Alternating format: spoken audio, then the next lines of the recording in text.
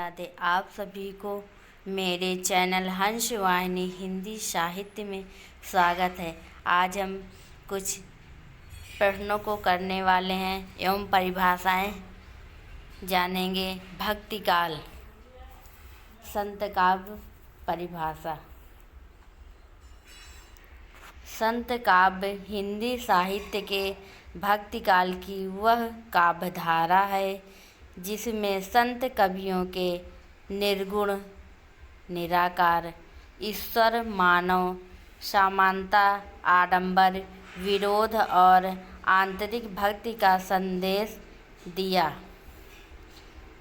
इस काव्य की भाषा सरल लोभ भाषा साधुकड़ी, लोभ भाषा मीन्स साधुकड़ी भाषा होती है और इसका उद्देश्य समाज सुधार तथा आध्यात्मिक जागृति होती है।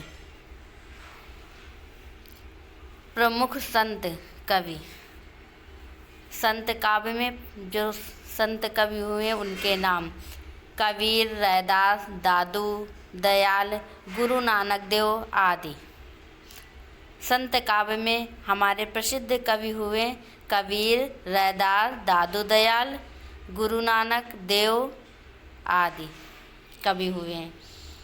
अब हम संत काव्य के कुछ प्रश्नों को जानेंगे। नंबर 1, संत काव्य किस काल से संबंधित हैं?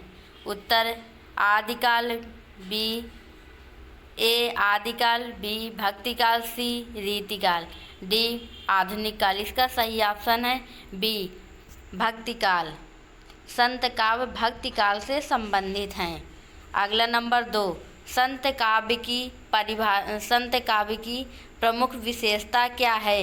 ए निर्गुण वर्णन, बी निर्गुण भक्ति, सी वीर रस, डी प्रकृति चित्रण। इसका सही ऑप्शन है बी निर्गुण भक्ति। अगला नंबर 3, कबीर किस काव्यधारा के कवि हैं? कबीर किस काव्यधारा के कवि हैं? ए सगुण, बी निर्गुण, सी रीतिकाल, डी आधुनिक। इसका सही ऑप्शन है बी निर्गुण। कबीर निर्गुण काव्यधारा के कवि हैं। अगला नंबर 4, संत काव्य में ईश्वर को किस रूप में माना गया है? ए साकार, बी निराकार, सी राजा, डी देवता। इसका सही ऑप्शन है बी निराकार। संत काव्य में ईश्वर को निराकार के रूप में माना गया है। अगला नंबर 5, संत काव्य की भाषा क्या है? संत काव्य की भाषा क्या है? ए संस्कृत, बी फारसी, सी साधुकड़ी, डी अंग्रेजी। इसका सही ऑप्शन है सी साधुकड़ी। संत काव्य की भाषा साधुकड़ी है।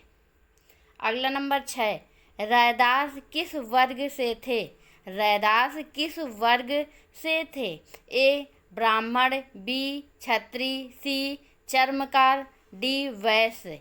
इसका सही ऑप्शन सी चर्मकार। रैदास जी चर्मकार वर्ग से थे। अगला नंबर 7, संत कवियों ने किसका विरोध किया? संत कवियों ने किसका विरोध किया? ए भक्ति, बी पाखंड, सी प्रेम, डी ज्ञान। इसका सही ऑप्शन है बी पाखंड। संत कवियों ने पाखंड का विरोध किया। अगला नंबर 8, गुरु नानक देव की वाणी कहाँ संकलित है? गुरु नानक देव की वाणी कहाँ संकलित है? ए वेद, बी रामायण, सी गुरु ग्रंथ साहिब, डी पुराण। इसका सही ऑप्शन है डी गुरु ग्रंथ साहिब। गुरु नानक देव की वाणी गुरु ग्रंथ साहिब में संकलित है। अगला नंबर 9, दादू दयाल की रचनाएं किस नाम से जानी जाती हैं? दादू दयाल की रचनाएं किस नाम से जानी जाती हैं? ए साखी, बी दादूवाणी, सी पदावली, डी दोहा। इसका सही ऑप्शन है बी दादूवाणी। दादू दयाल की रचनाएं किस नाम से जानी जाती हैं? दादूवाणी नाम से जानी जाती हैं।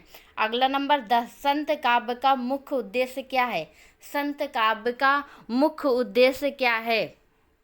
ए मनोरंजन, बी समाज सुधार, सी युद्ध वर्णन, डी राजनीति। इसका सही ऑप्शन है समाज सुधार।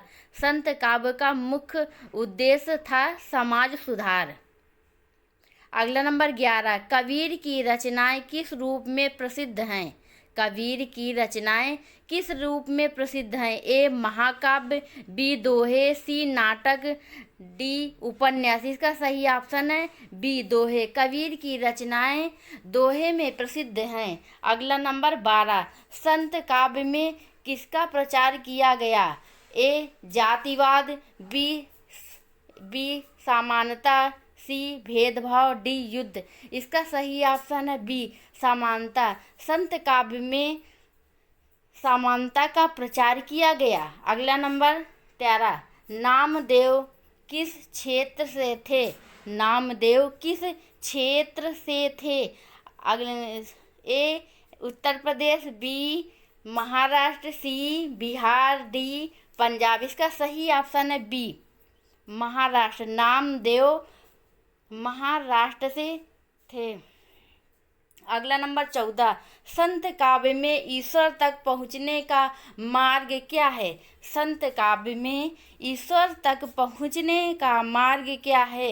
ए यज्ञ, बी पूजा, सी भक्ति, डी धन। इसका सही ऑप्शन है भक्ति। संत काव्य में ईश्वर तक पहुँचने का मार्ग है भक्ति।